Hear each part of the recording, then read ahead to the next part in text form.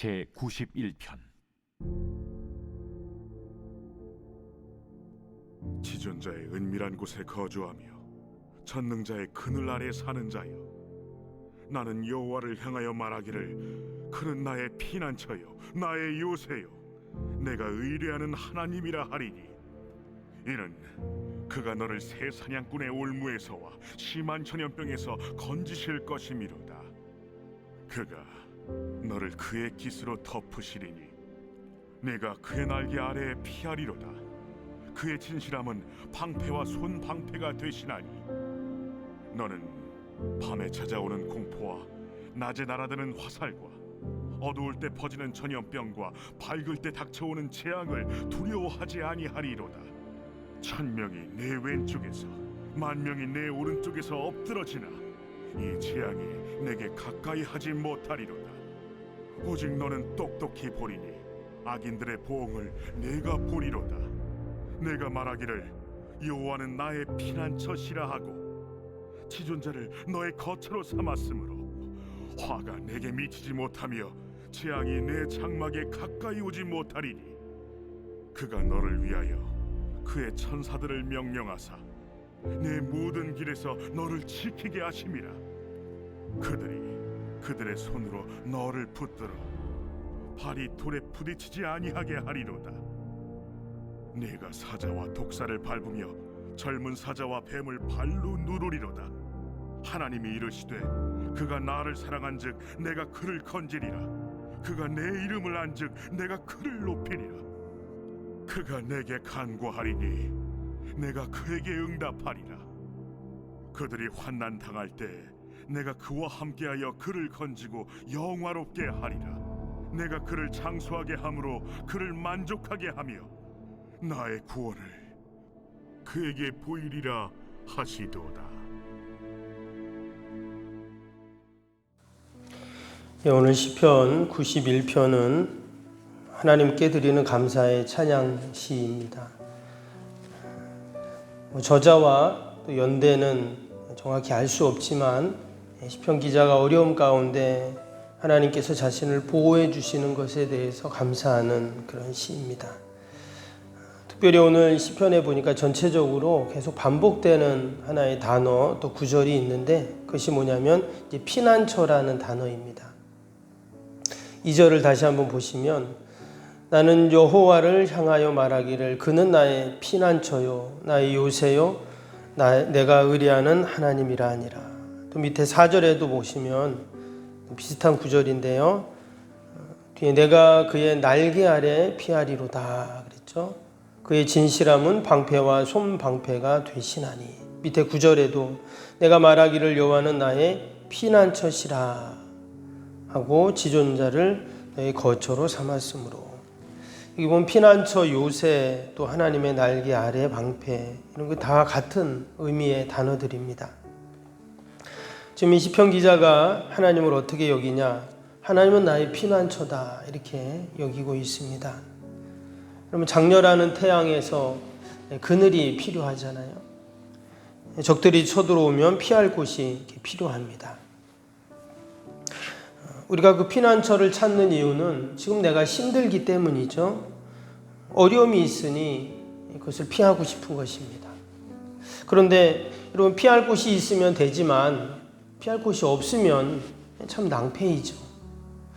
근데 오늘 1절에 보니까 오늘 이 시편 기자가 고백하면서 자신의 실존, 바로 내가 누군가를 이렇게 잘 고백을 했어요. 1절을 보시면 지존자의 은밀한 곳에 거주하며 전능자의 그늘 아래 사는 자여 이렇게 얘기를 했습니다.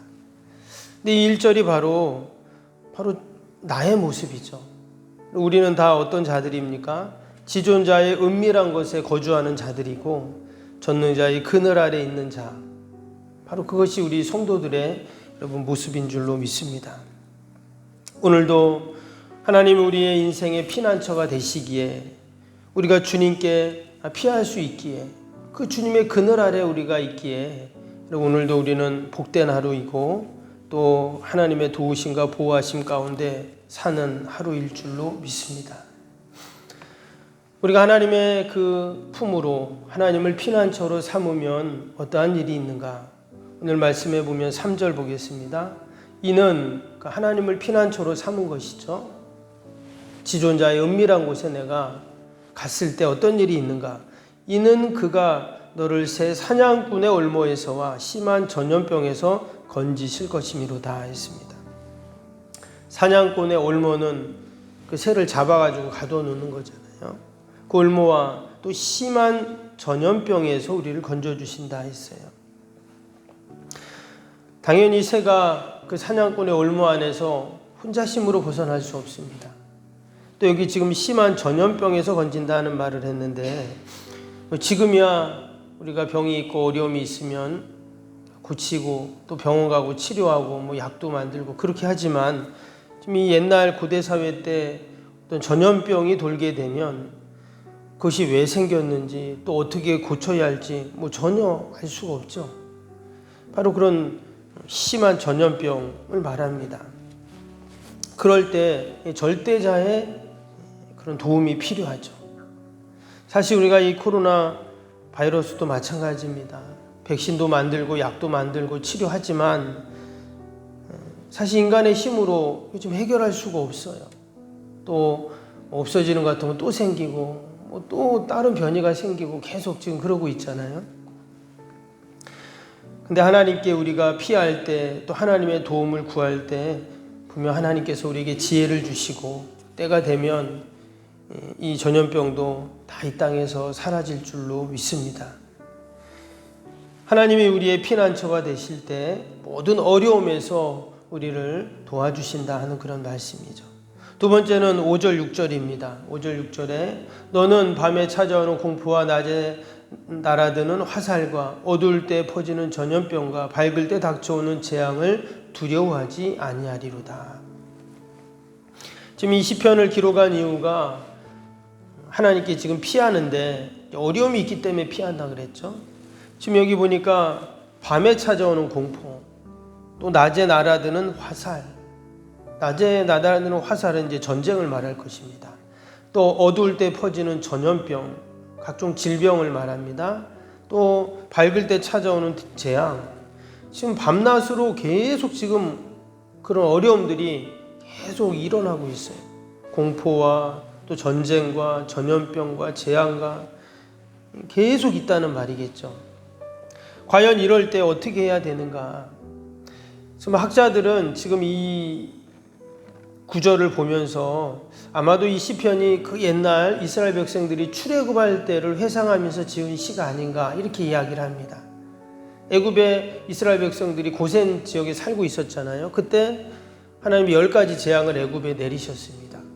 정말 밤낮으로 쉼 없이 계속 재앙이 또 밀려오고 또 밀려오고, 밤에 찾아오는 공포, 또 어두울 때 퍼지는 전염병, 이게 바로 그런 10가지 재앙들을 이야기하는 것입니다.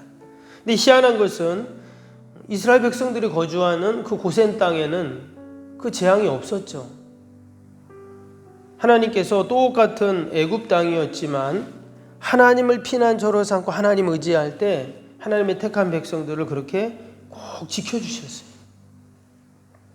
이어지는 7절도 보시면 1000명이 내 왼쪽에서 10,000명이 내 오른쪽에서 엎드려지나 이 재앙이 내게 가까이 하지 못하리로다. 정말 그랬죠. 애굽에 어마어마한 재앙이 내릴 때 정말 애굽 사람들이 그 재앙 가운데 속수무책이었습니다.